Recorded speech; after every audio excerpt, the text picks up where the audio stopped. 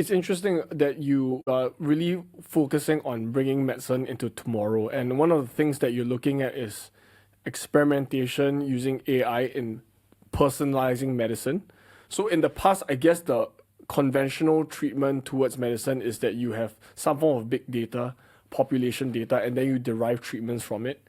But in your team's work, you're looking at what I think you call dynamic regulation on. So I wanted to ask you, what does that actually mean? And how are you actually personalizing medicine for the specific patient? Something important to note is that there's so much excitement in the fields of precision and personalized medicine, and there's different ways to define both. I'll start off by saying big data is still very important, and we have an amazing community here in Singapore that works in that space. To kick things off, the work that we do is very complementary to the big data space. And the reason is the big data and population-based research field has really been critical in identifying which genetic abnormalities, for example, would lead to perhaps a specific drug being better for a person. That really takes big data to do. The question is, after that drug is identified for somebody, what's the best dose for a patient tomorrow? And for that very same patient, what's the best dose for them a week later, even a few days later? So in all of the fields of precision and personalized healthcare, I think we all broadly recognize that everybody's different from each other. Okay, that we know. But what's critical to note is that we are different from ourselves over time, which means the best dose for a person may be very different for that same person hours later, days later, weeks later. And so true personalization for us means it's a dynamic process. As the person evolves and changes over time, the treatment may need to evolve over time as well. And so what that means for us is we're able to use our curate technology to calibrate everybody that walks in the door. We don't use pre-existing big data to train an algorithm that is then used to treat everybody. Instead, when a person walks in the door, we have no data on them. It's using only their own data to manage only their own care dynamically. And so we have to start from scratch, and we calibrate them with different doses of drug, understanding how they respond, and we make a digital twin essentially with that. And the beauty of this is that doctors themselves build the small data set that they themselves will use to treat the subject using only their own data.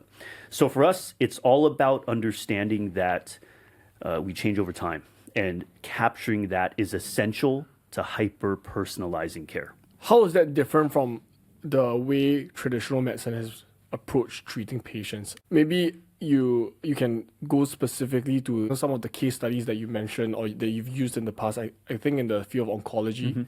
Conventionally speaking, the word optimization has also been used differently between different communities. In the field of oncology, the word optimization, especially for things like dose, optimization tends to mean escalation. Okay, so if we want to optimize the dose, it means to find the highest possible dose a person can take. That's more of the traditional approach. But as we know, people change over time. And some people not only may not need the highest dose, some people may actually respond better at lower doses, but at the right time. And so using our Curate platform and by developing these digital twins for users, we've had cases in the past where, especially in combination treatments, because the interaction between drugs is constantly changing, we were able to actually lower the dose for a solid cancer patient and actually increase the efficacy. So you can imagine that when the traditional means of optimization is give the highest dose you can. But in this case, we showed that by lowering the dose at the right time, the efficacy was better. It really kind of did advance this notion that we could use the efficacy of treatment to guide dose change. Traditionally, it's been toxicity. Why?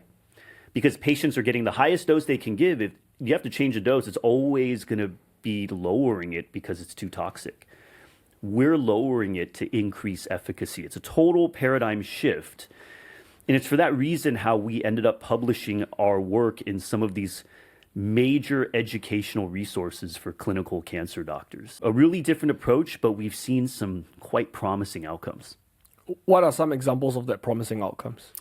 So in addition to showing that we could lower dose to increase efficacy, something I think pivotal that we've seen with our work is this notion of synergy. Whenever people are using combination treatment, which is giving at least 2 drugs at the same time, there's this concept that you can achieve synergy by putting the 2 right drugs together at the right dose. But what we found with our technology is that synergy between drugs is dose dependent, time dependent, and patient specific. This is critical because any combination that is viewed as synergistic, which is a good thing, it's probably not going to be synergistic for every single person that gets those 2 drugs. And the reason is we're all different from each other. But for some of those patients, even though it appears that the synergy is not there, it doesn't mean it cannot be synergistic. And we showed that by tweaking the doses at the right time, we were able to see synergy in these patients. And we've done this for liver transplant patients to help prevent rejection of the organ, for solid cancer patients, including a prostate cancer patient, where at the right time, dropping the dose by about half actually improved the disease treatment outcomes. And the reason is everybody's changing. It's about finding that sweet spot. And because we're treating each person as their own discrete digital twin, we can do that. When you're looking at medicine, you're looking at how you can give the right drug at the right time and the right amount. So it seems to me that when you're talking about big data, usually it's arriving at the right drug.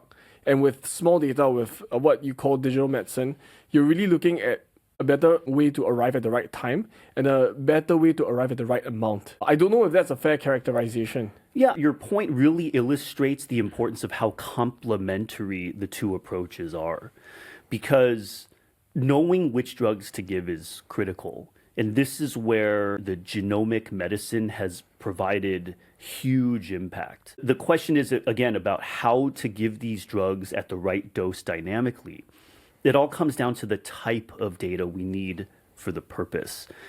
For some concepts like knowing which genetic abnormalities or mutations lead to a specific drug being preferred, we need a lot of data for that. And that's where our outstanding precision medicine community has been doing great work here. But we also would benefit from understanding within the same individual, once the drug has been identified, at what dose should we give the drug at the right time? And the type of data needed for that is not a lot of data. It's for this particular patient, if you give a high dose, how is the cancer marker? If you give a middle dose, low dose, switch back to middle dose, this dynamic change and monitoring their response to that is this kind of N of 1 hyper-personalized data set that's actually quite small. It could be a few data points. So it basically allows us to treat the patient more like an evolving story beyond a single snapshot of data. And so we've learned during our trials that we need the right data to do what we do. But it always does start by turning to our colleagues in the big data space to just tell us which drugs should we think about. We can help carry that forward by knowing how to dose them.